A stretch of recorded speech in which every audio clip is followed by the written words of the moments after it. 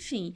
E aí, quando esse processo começa a rolar, né, desse termo de ajustamento de conduta, e eles vão se adequar, né, para que não vaze mais som, uma das coisas que é feita ali, que foi talvez a mais grave, porque foi isso que matou os meninos, foi quando o sócio da boate, que inclusive é o que fala que não comemorou mais o aniversário, ele decide instalar no teto da boate colchões de Colchão de normal, né? Não eram colchões adequados para isolamento acústico, eram colchões então, que ele comprou numa loja de colchões e ele pede o barman para instalar no teto da boate.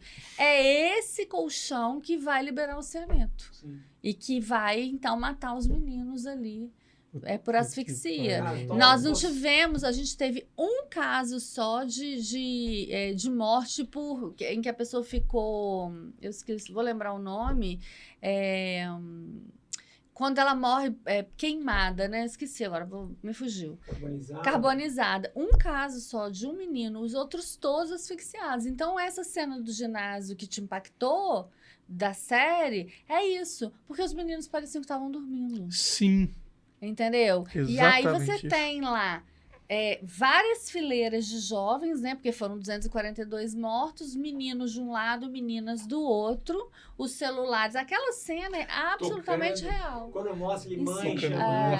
Tô aqui de novo, muito arrepiada. E automaticamente é engraçado. Engraçado não é engraçado, tá? Mas a maneira de eu falar é... Quando você tá narrando a coisa... automaticamente eu me transporto, eu tento me imaginar lá. Não sei o porquê. Lógico que todas as tragédias têm a sua... todas as tragédias estão ali, mas parece que essa... tá faltando muita coisa. Eu não sei te explicar como eu quero te passar isso, mas tem algumas coisas ainda que tem que vir à tona, porque... Tem que ler o livro. Tem que ler o livro. O livro traz tudo. O livro é sempre melhor. O livro ele é muito impactante. Você vai se atravessar. O livro eu não li, tem que ler, porque o livro mostra todos os caminhos e todas as omissões que resultaram no 27 de janeiro de 2013. Ô, Dani, eu tava vendo na série, né? Tem uma fala ali, um momento que me impacta bastante, que é quando os pais... Um deixa a presidente da associação, passa para o outro tem ali um problema, né, de coração, passa para o terceiro. Que também aconteceu. E aí chega uma hora que um dos pais, que é aqui de São Paulo, ele tem que ir para lá, a mulher dele já começa, mas por que você vai? Quando eles começam a perder a esperança, sabe? Não perderam, eu sei que está até hoje, mas... Você fala, caramba, mano, vamos ser vencidos pelo cansaço, pelo sistema que Mas é isso, né? É o tal da impunidade brasileira. Esse pai que sai de São Paulo estava no lançamento do Longe do Ninho com a Fátima, né? Que ele foi interpretado pelo Léo Medeiros e a Bel Kovarik, que é a esposa do Marcelo Taz. E ele é um pai, assim, que me impressiona muito... Porque ele é muito aguerrido, mas ele está tendo a saúde dele muito comprometida, o Paulo. Ao longo desses 11 anos, ele adoeceu inúmeras vezes. Para vocês terem ideia, no julgamento da Kiss, o primeiro que foi anulado, né, em Porto Alegre, eu fiquei os 10 dias lá com eles, ele tinha acabado de fazer uma cirurgia, ele foi com os pontos da cirurgia. E foi contra a orientação médica. E ele foi.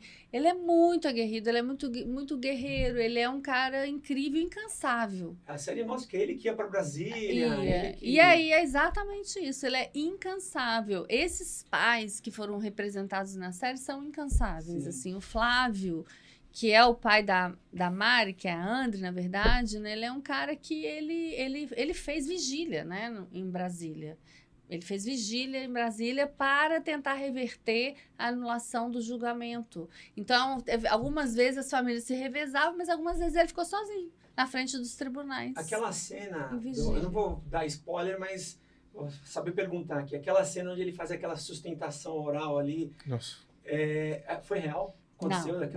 Não daquela maneira. Dramaturgia.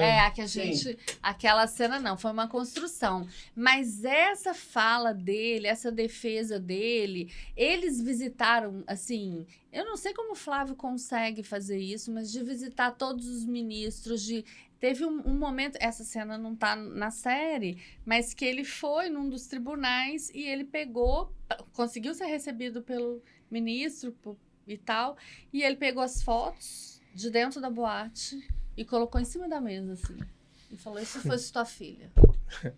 Eu se. É. Aí isso. muda, né? Pergunta, mas essa E se é fosse a a sua filha? Você ia estar falando que foi acidente, não sei o que, não sei o que. Então, assim, esse cara é um grande guerreiro, sabe? Tanto é que ele, nessa briga que o Ministério Público processa os pais, nessa absurda inversão de valores, né? Em que os pais são processados pelo Ministério Público, ele é o que fala, eu não faço acordo. Eu posso ser preso, mas eu não faço acordo. O seu eixo, a sua terapia tá em dia, porque é o seguinte, você viu imagens daqui, Sim. aí a gente passa pra esse daqui, que é um caso, eu não falo, Sim, parecido que aconteceu, Ninho. foi fogo também. E você teve que ver imagens, você é mãe? Sou mãe. E o meu menino seu tem eixo... a idade dos meninos, né? Puta que pariu. E isso é que realmente me atravessou bastante, porque é inimaginável para mim você pensar que o meu filho saísse de casa aos 10 anos em busca de um sonho como eles saíram. Você só pode ir para o centro de treinamento com 14. Mas para você chegar ao ponto de ir para um centro de treinamento, você tem que estar 100% dedicado desde da infância e adolescência. Então, assim, esses meninos saíram de casa com 10 anos, eu não consigo imaginar. Meu filho vai fazer 13 e até hoje ele passa para nossa cama à noite. Foge para nossa cama e fala e dá um turmé na gente quando a gente vê ele tá ali no meio, né? Coisas Com de 13 ainda continua. aí, não, prepare-se, porque olha, é eterno isso. Eu falei com ele que quando ele casar, eu vou dormir entre ele e a esposa dele. Ele, Deus me livre, mamãe. Eu falei, não, porque não é possível. Então, assim, eu não consigo imaginar. E nesse processo de escrita do Longe do Ninho, aconteceu uma coisa muito forte lá em casa. Eu passei a desenhar croquis quando a gente conseguiu fazer a investigação do caso, eu precisava entender o que aconteceu, restaurar o incêndio, entender? Reconstituir o que aconteceu naquela madrugada em cada quarto. E aí, a partir das entrevistas que eu fiz com a perícia criminal, com o IML, com os dados do processo e a entrevista com os sobreviventes, a gente foi reconstituindo quarto a quarto. E você consome as imagens do fato.